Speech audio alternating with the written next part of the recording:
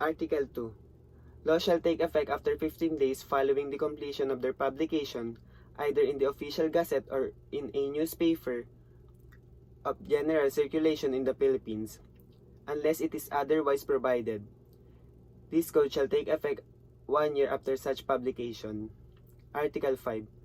Acts executed against the provisions of mandatory or prohibitory law shall be void, except when the law itself authorizes their validity. Article 7. Laws are repealed only by subsequent ones. Their violation or non-observance shall not be excused by disuse or custom or practice to the contrary. When the courts declared a law to be inconsistent with the Constitution, the former shall be void and the latter shall govern. Administrative or executive acts, orders, and regulations shall be valid only when they are not contrary to the law or the Constitution. Article 14.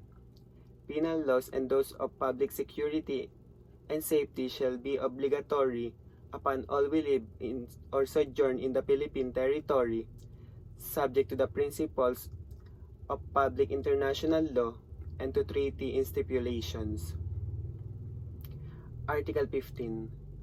Laws relating to family rights and duties or the status, condition, and legal capacity of person are binding upon citizens of the Philippines, even though living abroad. One of the topic that we discussed in the prelim period that I really enjoyed is the essential elements of law, which is the first one is reasonable rule of action, and the second one is due promulgation, and the third one is promulgation by competent authority, and the last one is reasonable in case of disobedience.